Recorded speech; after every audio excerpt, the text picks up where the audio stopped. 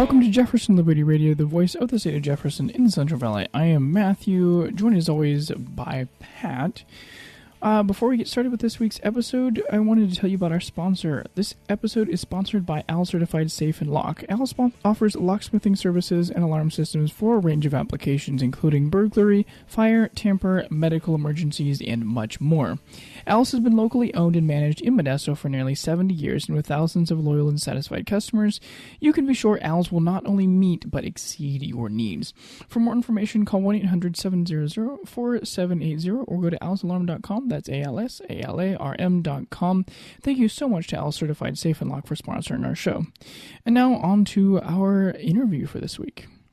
Well, welcome, fellow Jeffersonians, to Jefferson Liberty Radio. Tonight we have Linda Payne, and she is the president of EIP California, which is Election Integrity Project in California. Welcome, Linda.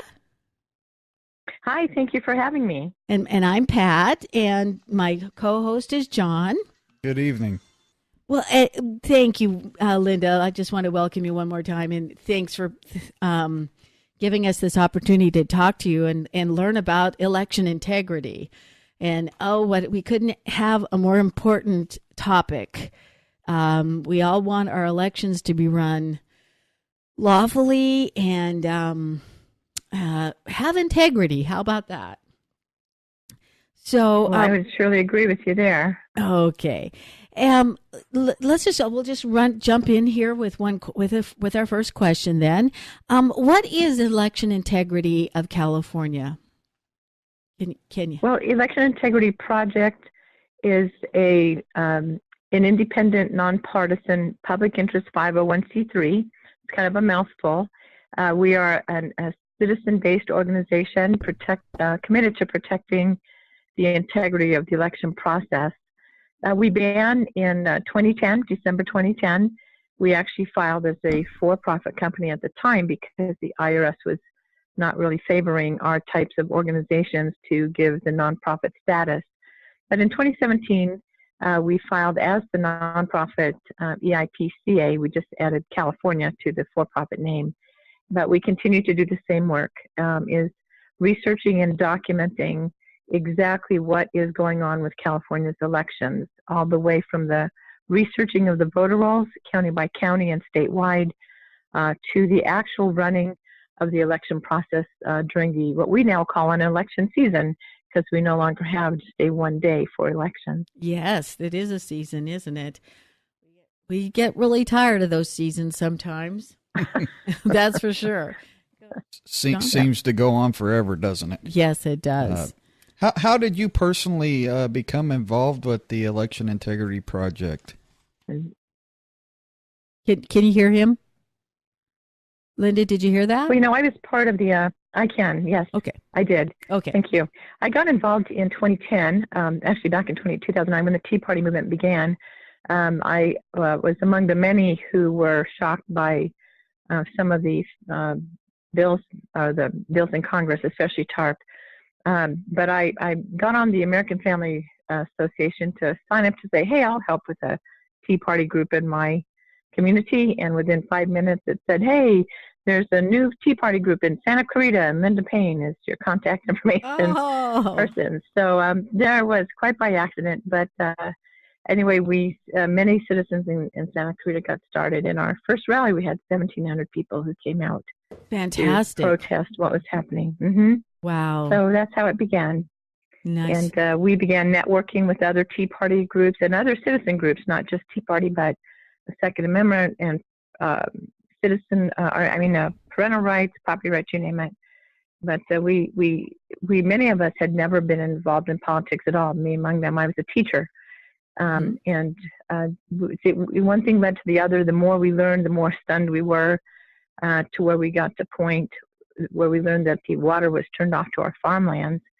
And by that time, we said, what in the world is going on in California, and why do we not know about it in the southern counties? So we began meeting, 10 of the southern counties began meeting every other week in Pasadena, and we formed what's called the SoCal Liberty Coalition. And it was from that coalition's continual meeting and comparing our counties with what happened in the Central Valley, with what the rural parts of those counties, where we realized something did not seem right. And we decided to go to the polls for the first time in 2010 and sort of have a look-see. We had no idea how our elections actually ran. And we just assumed that everything was good. So we can't assume anymore. We were so shocked. No, we can't, even back then. But we were shocked enough at what we saw that that we contacted an election law attorney and explained what we had seen and our concerns. And her answer was they knew there was fraud and corruption, but the parties could not get involved and the candidates could not get involved because it would be considered partisan. So to fix it, it would have to be a citizen organized effort, and it would have to be nonpartisan and have the highest level of integrity. And so we decided that time is the same old question, if not us, then who, and if not now, then when. And we decided to figure out what was going on and do something about it. Wow, very, very commendable. Doing something, and you gladly took on that job. I'm very grateful that you took that job on. That's for sure. Linda, there is a current lawsuit that you have going on right now with Judicial Watch, and what does that lawsuit? Can you talk about that or not? Mm-hmm. Okay, we can. We actually won that lawsuit. The lawsuit was filed in August of 2017, and we signed the agreement to complete the lawsuit January 4th. And basically, we had been documenting California's noncompliance with the Federal National Voter Registration Act requirements to maintain accurate voter rolls. We had provided that information for 6 years at the time we filed the lawsuit to registrars and DAs and legislators, I mean, you name it, and nothing was done about it. So we started to make our research papers public, and Judicial Watch contacted us. The long and the short of it is we became the main plaintiff in the Judicial Watch lawsuit because though they knew that there were issues in California's data, they had no proof. And once we made our research public, they contacted us and realized we actually did have the proof. So by having a main plaintiff with documented evidence, we took what they told us was the strongest NVRA case in the country forward, and we sued the Secretary of State, Alex Padilla, and the LA County Registrar of Voters, Dean Logan, to force them really to clean up their voter rolls and to follow federal law. So the case was so strong that it didn't even have to go to a court. It was a California judge who determined that the evidence that we brought forward was strong enough and accepted that the attorneys for Mr. Padilla and Mr. Logan agreed to clean up the voter rolls. And that was a huge win because it had never been done in the state of California, where a citizen group sued and won, forcing the compliance with federal law. And so you just answered my question, because I was going to ask what court that lawsuit was filed, and you said it didn't even go to court. That is amazing. That is amazing. Right. It was filed in a federal court, and I believe it was the Southern Division. Okay. And at the time, as of April 27th, 2018, LA County alone had 1,565,000 inactive registrants on their inactive file of registered voters. So statewide, we were looking at 3 to 4 million people on the voter rolls that would be considered inactive and could be easily activated by someone simply sending a vote-by-mail ballot to that name to a post office box, and then someone harvesting it and voting it. Wow. And that's why we pressed so hard to get it cleaned up. You know, every time I talk to we've also had Colleen Britton on before, and my jaw just drops all this information that you give us, and we're going, I just can't believe that. It's hard to believe. Yeah. Well, and that's what motivated us to keep going, because we thought the same thing: is how can this possibly be? How can? Yeah, really, really. Has the Election Integrity Project filed or thought about filing any additional lawsuits? Well, we actually filed our very first lawsuit in 2013. We retained J. Christian Adams in 2011 he is a federal election law attorney, and we retained him to sort of help us learn how to do this.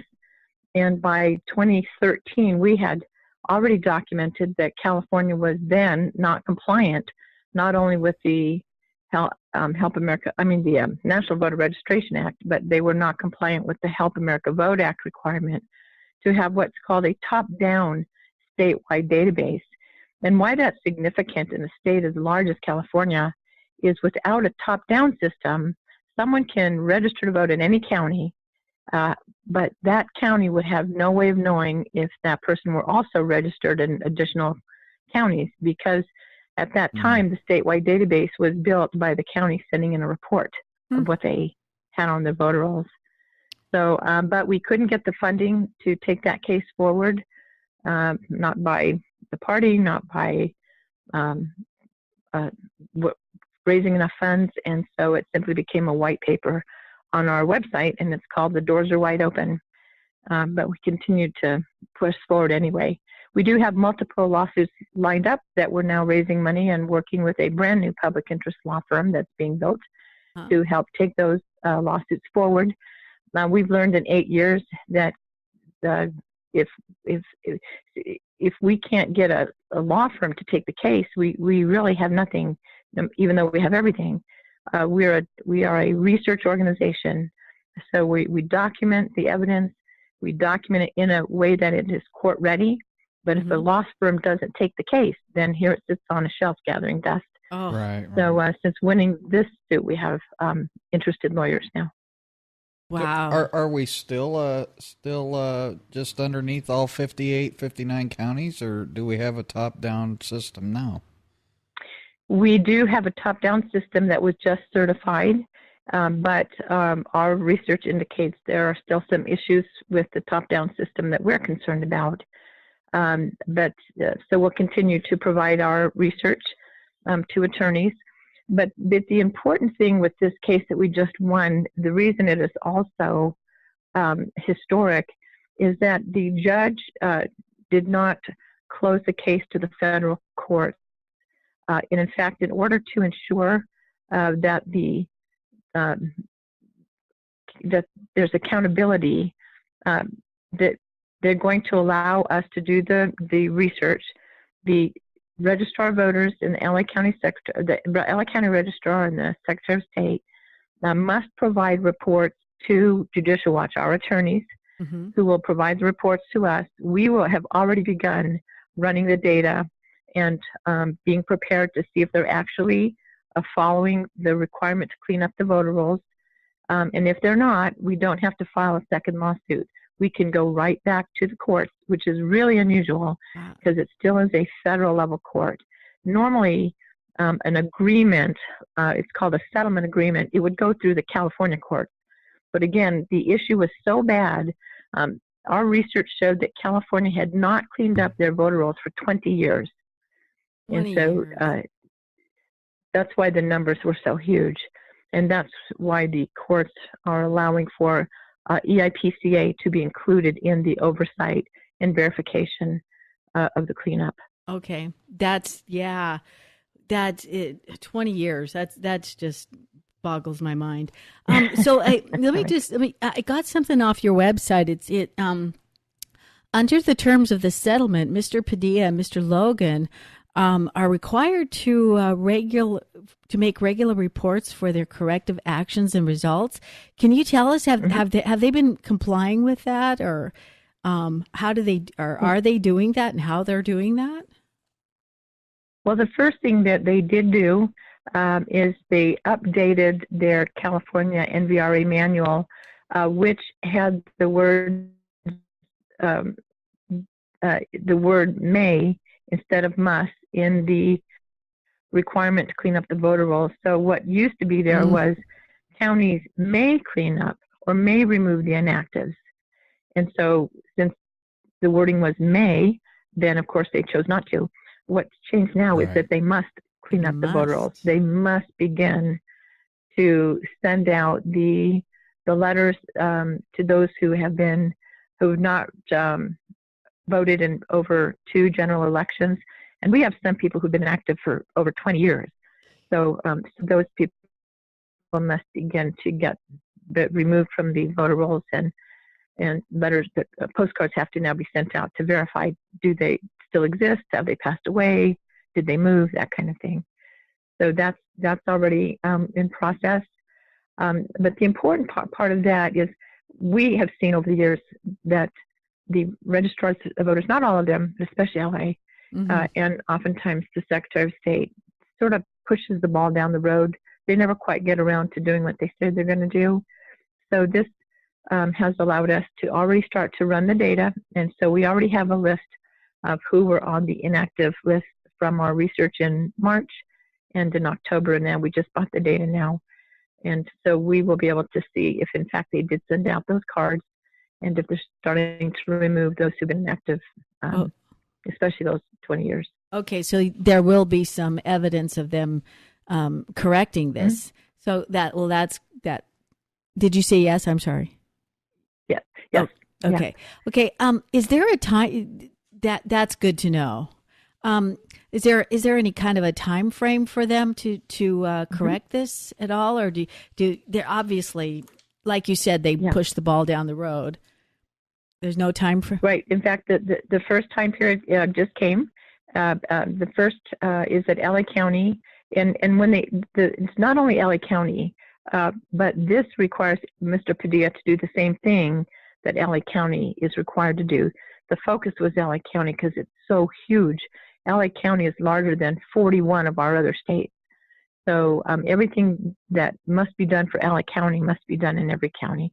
But LA County must make an effort to determine which of the inactive registrations must be canceled by February 4th. So that date has come. And so what they needed to have done by that date is determine those names. We've estimated they are about 400,000 of them who should be canceled by February 4th because they're inactive longer than just the 2 inactive or not voting in 2 general elections. Okay. And then the next date is today. It's February 18th. How about that? So all of the registrants in LA County have to be sent. It's a postcard. It's a Section 8 postcard in which they have to respond and say, "Yep, I'm still here. I just haven't voted in 2 general elections." If they don't respond to the card that was sent out today, then they have to be removed. And we've estimated that could be another 400,000 in LA County alone. Wow. Yeah. Wow, or more, depending on. I expect if they've been off the rolls for very long that they'd be picking up a postcard and responding. Right.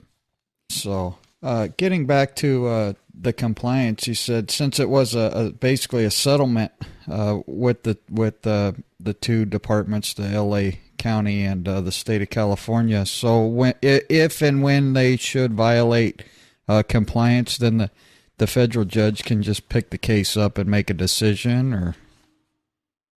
Well, we then can take the case forward. We work with our attorneys, and I actually asked our attorneys, well, what happens if we find that they're not compliant when we've done the research and we're showing that they're not actually removing the inactives? And he said, because this actually rolls into contractual law, so it's not only just election law. They have signed a contract with Judicial Watch and we, as the main plaintiffs, the IPCA, to actually follow the federal mandate. And so if they don't do it, they're not only not in compliance with the election laws, they now have broken contract law. And that moves them into a whole different court that they don't want to be in. And our attorneys are going to hit them hard if they're not complying with contractual law, which is really good because it's going to take that to motivate them to do what they should have been doing all along. Yeah. So that this forces them into compliance, and that would probably make that is what would make voter fraud more difficult. And is there anything else that would make voter fraud more difficult to do? Well, there's several things that will make it more difficult. That's one of them, because all of those inactives can, in fact, be activated so easily just by having someone. I mean, it's so easy to get the names of the inactive. Anyone who qualifies to get the voter rolls because they're a candidate or political party can actually see what the vote history is. They can tell if someone is a low propensity voter, meaning they haven't voted in years. So we're concerned about the ballot harvesting that occurred in California. Now, we're concerned that that many of the inactives may have been activated all of a sudden, and we're running our data now to look for that, to see if there were names on the inactive list who didn't vote for 20 years or maybe were deceased. All of a sudden, they voted by mail. And so, so we're going to put together a report that will challenge some of that. The other thing we're extremely concerned about is we have a program. It's an observations program, and we had 1,000 people out in the polls in 2018 throughout the state, and especially the southern counties, the big counties, observing and documenting what was happening in the polls. And we received an incredibly large number, we're talking thousands, of people who were either a vote-by-mail voter, and they did not get their vote-by-mail ballot this time. And then another huge number of people who went to the polls to vote and were told by the clerk there that they had been changed to vote by mail without their knowledge or permission. And they did not get a vote by mail ballot. And we want to know what happened to all those missing vote by mail ballots. We're concerned that they may have been intercepted and voted. And we're concerned about that because some of our observations teams documented that citizens went to vote because they didn't receive the vote by mail ballot, and were actually told by the clerk that they had in fact had their ballot received and it had already been processed. And now you have something. Go ahead. Excuse me. Please continue. Oh, no, that's fine. So the fact that we actually have citizens now indicating that they did not get a vote by mail ballot, and yet their vote history shows they either voted in person or they voted with a vote by mail ballot, tells us that there was illegal ballot harvesting taking place. So now on your website, there is something called the Citizen Incident Statement I saw. Can you tell our listeners what, if they have had, or if they had some sort of issue when they went to go vote, what the Citizen Incident, I think that's very important. It is, and we've received hundreds of them. We could really appreciate you asking that question, because we need to hear from citizens across the state, even in counties where we didn't have an observations team. But we would love to see how far and wide the issue went of citizens who were vote-by-mail voters, but they didn't get their vote-by-mail ballot, or they didn't change the vote-by-mail ballot themselves, but someone changed it for them. We do see a problem with the DMV, and that I think did some of it, but not all of it. So yes, they can go to the website, and we have a date on each one of them. We had huge problems in the primaries as well as the November election. And so if someone experienced an issue, even if they're not sure if it was legal or not, we would love for them to just download the appropriate one for the June primary or November, complete it, and there's an instruction PDF there that will tell them what to do. But just tell their story of what happened and mail it to our Seco Canyon office. We are compiling them and adding them to a huge spreadsheet, which is starting to help us identify where the issues happened, and that will add to our next step, which is an audit. We want to audit the voter the envelopes, the vote by mail ballot envelopes, with the provisional ballot envelopes and the sign-in sheets, to see how many vote by mail voters actually had someone vote their ballot, even though they didn't receive it. And the way we do it, one of them is to have people let us know through the incident report. Good. I'm glad. And I want to just add that your site is very user-friendly. I mean, if I can get around it, it is very good. Yes. John? Yeah. How can someone volunteer to help your organization? I mean, is there... certain Well, there's procedure? several ways. Yeah, and then we go right to the website. The website is really our hub of information. Our state is so big that it's difficult to reach everybody by speaking in person. So we're putting more and more presentations on the website. People can click on video or presentation to learn more, or they can sign up to help. So we have a volunteer tab, and they can click on that and fill it out, and then our director of volunteer management will contact them. They can also assist with donating if they'd like to, and there's a donate button there. And then the one thing we're really encouraging people to do is sign up to get our email. So those on the right hand of the website, you'll see that right there. We're continuing to try to educate as many citizens in the state as possible, and that's one way we can get it done, because our continued updates and information will go right to their inboxes. Very good. Yeah, you have quite a few videos on that will actually teach anybody a lot of that information, I've noticed, or I did know. We are the state of Jefferson. We are working really hard for this. I don't know that. Have you heard of the state of Jefferson? Oh, yeah, I know Mike and Patty very well, and we had several teams up there with State of Jefferson. Oh, awesome. Yeah, so I didn't know that. Yeah. Forgive me for not knowing that. I didn't know that. So, no problem. On your site, you said there's much more to be done, and that the votes the vote count is undiluted by the casting of illegitimate votes. And I just took that from your website. Forgive me. But under our Citizens for Fair Representation lawsuit, we've sued the state of California for underrepresentation and dilution of vote. Can I ask you a personal question? I'm not asking you as the president of EIP. How do you feel about the dilution of vote in the state, especially by the large urban areas? We are up here in a less populated area, so we basically our votes are diluted, and so we kind of have to live with what the large urban areas vote for. How do you feel about the state of Jefferson and our push for better representation and our votes to count? Well, I think it's critical, and not only speaking for myself, but even for EIPCA, our votes are in fact diluted.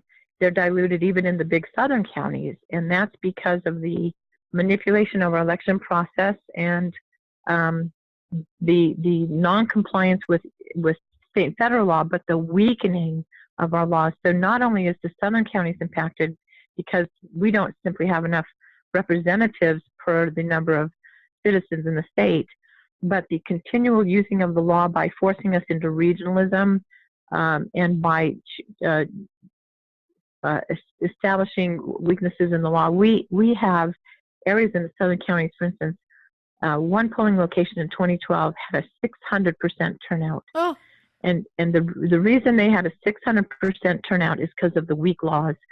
It was a polling location at a college, and we've identified 3 population groups that are very vulnerable to manipulation, and that is our senior citizens living in some kind of residential facility, or those who are mentally incapacitated. Again, they're dependent upon someone to assist them.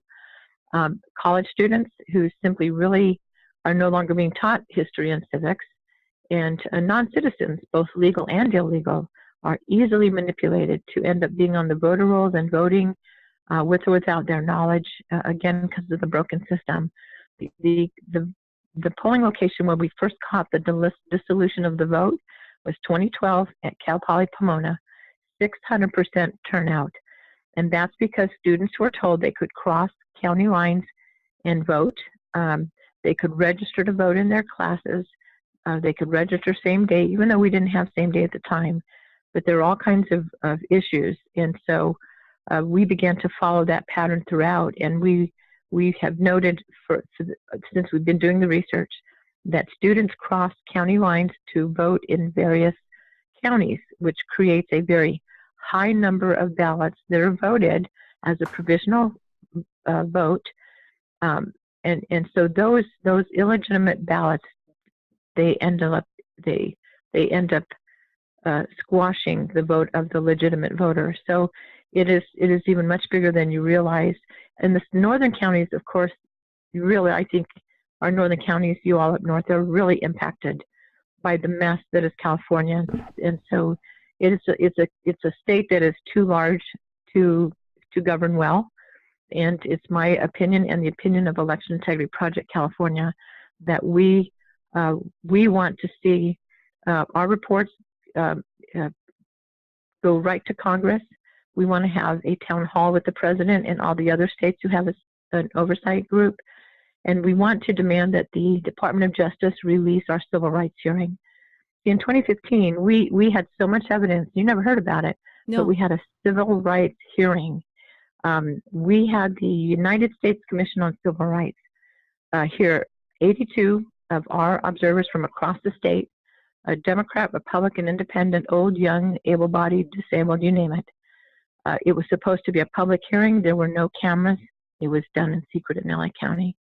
The bottom line is that the documentation we brought was so damning that the regional commissioner who oversaw that was so astounded that, number one, he said every state should have an election integrity observation organization like ours.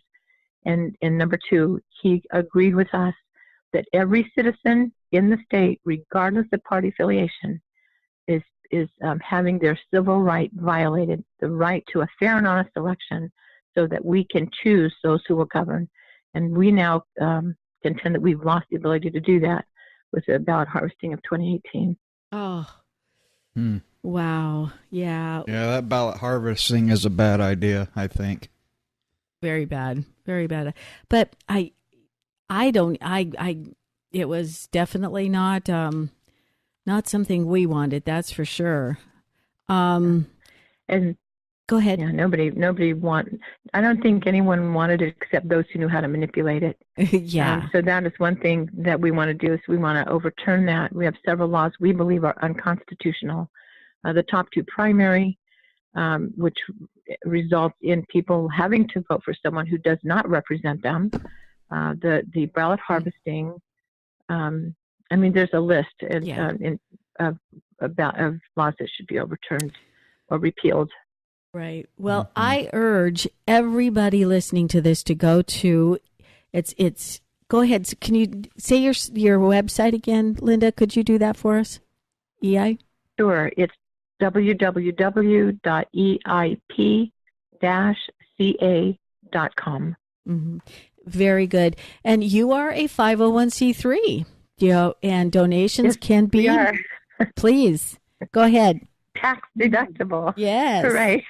Yeah. Yes. So we're very excited about that, to finally be a tax exempt nonprofit. And that is definitely helping us to raise some funds to take these cases forward. We need to expand our data team now that we're going to be doing oversight of such a huge amount of data. But anyone who would like to donate, they can now write it off. Awesome. And those donations can be made at your website? They can. They can go right to our donation button, and they can either donate with a credit card through PayPal, or they can write a check and they can mail it to the office, and that's right on that same little button. When they click there, they can do either one. Awesome. I wanted to make sure you got that in there. Very good. Thank you. Is there anything else you can think of that you'd like to add, Linda, to our conversation tonight? I want to just encourage people not to give up. For so long, California has been the laughingstock. We've been called the land of fruit and nuts. But this year in 2018, the illegal voting that's taken place in California showed its ugly head in many other states. And they're now not laughing at us, but they're contacting us and asking us, what do we do? So once again, Californians are the point of the spear. We have trained 9,000 citizens in the state since 2012 for our very first election. We want to encourage people to get involved and to continue to help us to oversee and document. But we never feel like we're winning because the media doesn't tell us we're winning. But we have made a huge dent, and it's because of the gracious fight of the California citizens that have made the difference. Mm-hmm. Yes, yes. And I want to personally thank you so much for all you and everybody who works with EIPCA.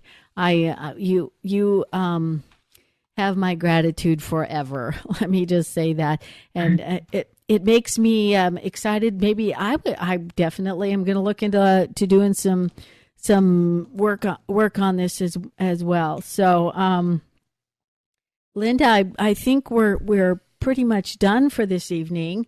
I want to thank you again for coming on. And anything else, John? Well, I just kind of wanted to get her opinion. Some of our politicians are asking for a national holiday for Election Day. What are your thoughts on that? I think that's a good question. If everybody had a day off, I don't know that it would necessarily improve the turnout. No, it may not improve the turnout, but it would make it more difficult to manipulate the system. See, we have a 60-day election season, and that means that people who vote by mail, they are easily manipulated because people who vote by mail think that they fill out their ballot, they put it in the mail, it goes right to the registrar's office, they check the signature, and then they count it. And that's the furthest from the truth.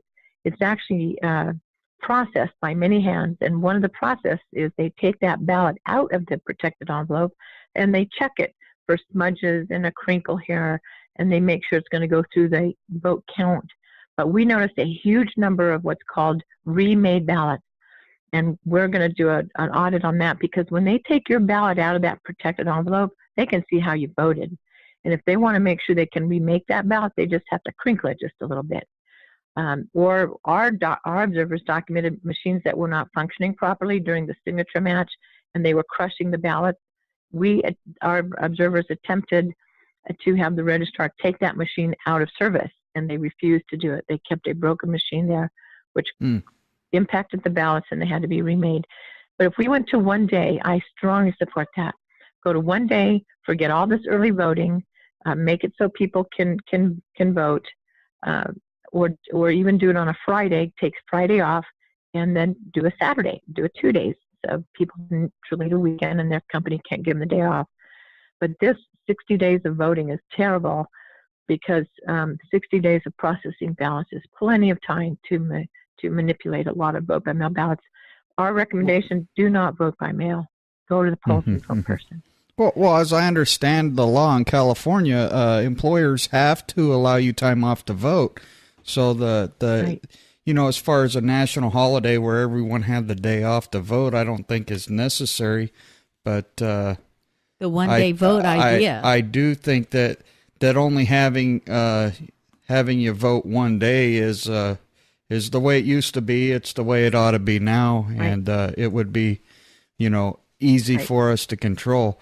The argument that some politicians nowadays are giving that people just don't have the time to vote. Well, we don't have the time for jury duty, but to end up we don't go into jail. We do what the judge says and show up for jury duty, Yeah. So, that's with the state law being that people are required to give employees time off to vote, I don't see, the need for a national holiday on the thing myself. Well, it may not motivate those to vote who really don't care to vote, but it would eliminate the manipulation of the election is what it would help do.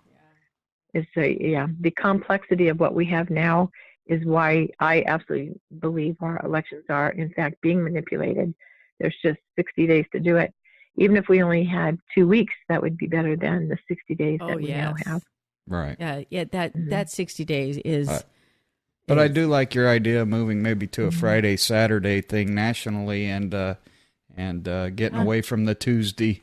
The Tuesday in the middle of the work week does make it hard for some to justify not being at work for that hour or 2 hours. Some of our lower income households can't afford the 2 hour loss in pay from both wage earners in the home. Right, and small businesses can't necessarily afford to give time off, or especially if it's paid time off.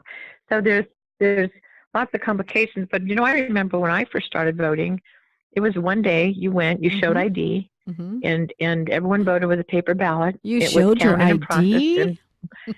Yeah, She way doesn't. back She then, doesn't that's how want to old get I off am. the phone. She's just bringing up subjects. She got my mind That's going. awesome. That's awesome. I love it. Go ahead, please, Linda. Go ahead. Sorry. Anyway, there's so much we have to do, but one thing to watch is Congress is trying to push the California election laws on the whole country through HR 1, so keep your eye on that. We've written a request to testify before the committees, but if Congress can push that through, then every state in the union will be fighting with what we're fighting with. So Awesome. this is where we'll send these alerts out if people are on. We'll let them know, call your Congress, even if doesn't matter what party they are, they need to hear from us in large voices because we are invisible most of the time. We're frustrated and invisible. Call, write letters, and we'll be sending alerts out to say, send your letters to the White House, send your letters to whomever, but they need to hear from California. Don't do it. So that's on HR 1? 1. Okay, good. Good. Very bad for the country. Okay. All right. So it's a no on HR 1 then, Do you right? know the name of that law, HR 1? What's the official name of the law? Do you know what that name? Yep. Let me see. We just had to send our letter. We're working again with some of our attorneys. We have several attorneys that we're now working with to try to push this to the national level. I'm just looking for that bill real quick, and I'll bring it up. Here we go. And is that on your website as well? Then too, just to... We're going to put that on. We haven't put it up. We haven't put it up yet. Okay. But let me just see here. Okay. I can give it to you. I'm sure you can find it. It is called. If you go to ledgeinfo.com, anyone who'd actually like to read it, they can find it there. But it's in Congress. But it's called. That was the bill to expand access to the ballot box. Let me see. Ledgeinfo. Oh, here it is. Okay. Ledge Info. But this is called HR 1. It's called For the People Act. And just like California, they named these bills the total opposite of what they are. Yeah. For the People Doesn't that Act. sound Well, nice? this is not for the people. Now, this will make all elections go through the federal. So it's going to continue to solidify all power over our elections to the federal seats rather than local jurisdictions. Wow. Not good. It's very bad. Boy, it does sound nice, though, doesn't it? I mean, why would we have local elections officials that were elected if we wanted the feds in everything? Good. Well, it's actually unconstitutional to do it, and so this is going to be a serious fight. It's already a fight. They're having hearings in the various committees in Congress, but again, the citizens don't know what it is, so they're not hearing from us. So again, we're going to put something out on this. Wow. Hopefully this week we'll put something out to start to let people know to watch this bill and to get loud about it. Yeah. Loud meaning letters, calls, emails, pester, and demand them know. Yeah. So we need a lot of people to hear about this. Have any of the has any of the media brought it up? Oh no. None of the media seems to be under cover of darkness, as most things are that are not good for the people. We need to. So we have to shed the light on it. Mm-hmm. Okay. I am really glad we kept you on to hear that. This is really bad. Yeah, there's always so much. That's the problem. They're overwhelming the system, and people are exhausted fighting back. But we just encourage people to just keep getting up. I mean, we all get tired of fighting back, but our republic is at risk here, and we just encourage people to take a break when you need to, and then keep getting up and fight back, push back, speak out, write, be loud, be visible. Yes, very good advice. Excellent advice. Well, anything else, John? No, I'm good. We might possibly want to have you back at a later date, but I think for this evening that we've covered quite a few things. Very good. Yes. Thank you. Thanks again for coming on, Linda. You know that you're a busy person, and we just appreciate your time so much. And we really do need to get a lot of this information out to people. So hopefully with this podcast, we'll we will touch base with a lot of people. So anyway, thanks again for being with us.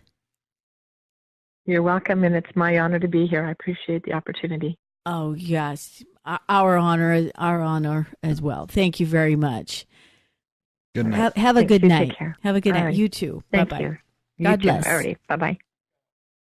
And so for our next meeting for Stanislaus Concerned Citizens, we will have on March 6th, the Jefferson Night. All you need to know about Jefferson and more. And by then, we should have an update on Mark and Cindy's Second Amendment lawsuit for and the CFR appeals.